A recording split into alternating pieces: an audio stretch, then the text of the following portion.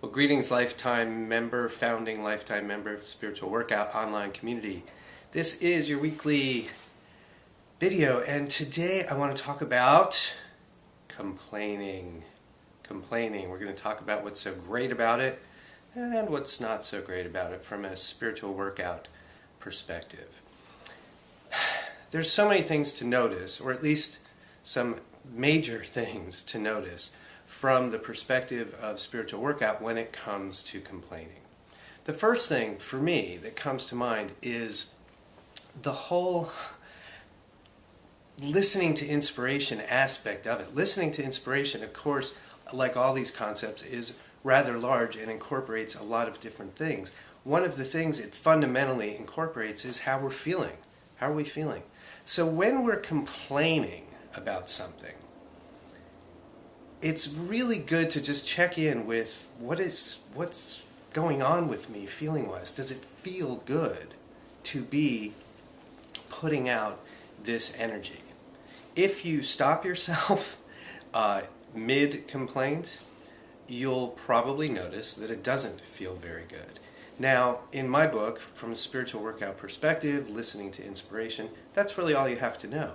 Right? We're just going by our feelings, how anything feels at any given time. So there's that. And before we get into some of the more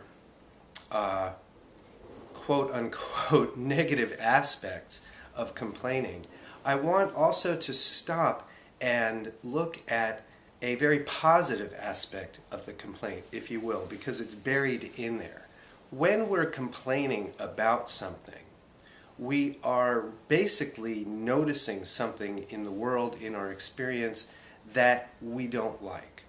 So the opportunity from a law of attraction standpoint is to always take what it is we don't like and think about what its opposite would be, or what we actually would like if we're not liking this one particular thing, circumstance, experience that is in front of us. So taking what we don't like and remembering to convert it into something that we do is the opportunity of complaining. It's just not one that many of us often take. So there is just what it feels like to complain, and then realizing, okay, if I don't like this, I might like something else. So those are important, and I want to go on and look at this notion of complaining through one or two other lenses. The first of those would be present, right? So be present means to simply accept everything as it is. So when we are complaining, we are in violation of our intention to be present. Because if we have an intention to be present, and we might not, but if you're watching this video, you probably do on some level. If we have an intention to be present, then complaining can't happen at all, ever, because it is the antithesis of acceptance. Complaining is stating non-acceptance of something that already is. A pure, clear, clean violation of being present.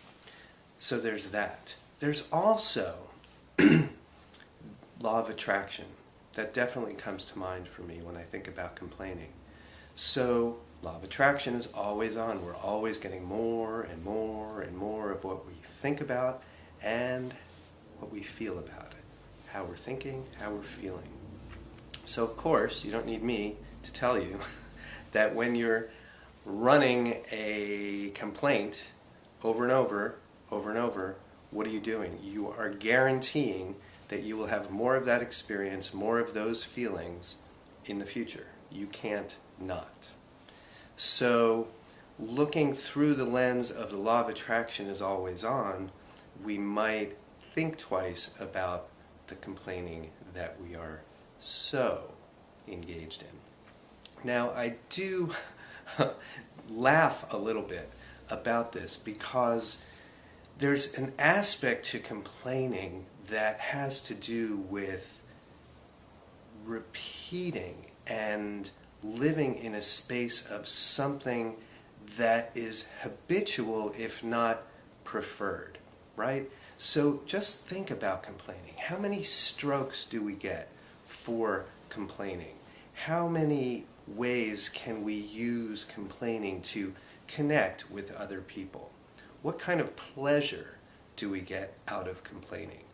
It takes a little bit of effort, I think, to answer those questions, because they also might be somewhat different answers for each complaining event, if you will. But I think it always makes sense to kind of stop and say, what am I getting out of this? Because then you can take the answer to that question. Let's say it is a degree of camaraderie. Then you can take the camaraderie and what you like about that and create intentions for having that, and not having to only get it by default out of habit through complaining. Now, this idea of by default and out of habit is very real when it comes to complaining. It's automatic pilot for most of us, most of the time. It's a comfort zone. It's a brain neural pathway that's already been paved. And it's a subconscious physical reaction to a circumstance. It's pure habit. And so the way to break a habit, as we all know, I think, is to start changing how we think. And so when we get into that habitual complaining, when we can see it as a habit, when we can see that our body is really on automatic pilot, it's like when you get in your car and start the engine and put it into drive or reverse and put on your seatbelt and look in the mirrors. You don't have to really think very hard about what you're doing if you've been driving for a while, right? And that's fantastic. The subconscious helps with that. The subconscious, as we know, also helps with more complex things like making sure the blood goes through your body and breathing and all kinds of physical things that we're very grateful to the subconscious for handling. And yet when it comes to our beliefs, when it comes to some of our habits that we have trained ourselves or created within ourselves, the subconscious takes those over as well, and we do just kind of go on this automatic pilot. So when it comes to complaining, when you catch yourself complaining, think about, how am I feeling? How does it feel to just have these thoughts and these feelings that I'm having? Stop for a moment and consider, what would I actually prefer? And do I have an intention working toward that preference? Or is it time to create an intention for a new and a different experience? Think about it from the perspective of being present and simply accepting everything as it is.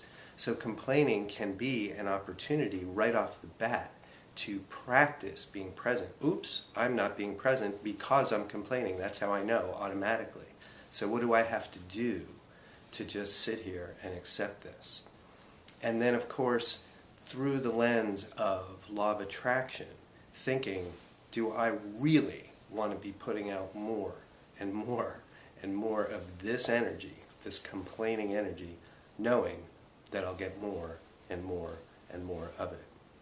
And then again, give yourself a break. Realize that, realize that there is a bit of habit when it comes to this, and be about the business of creating the new habit, which of course starts with the new thoughts. So that's what I have for you today about complaining. I believe this is volume 6. As always, it's such a pleasure, and if you're in Idlewild or LA, see you very soon. Peace.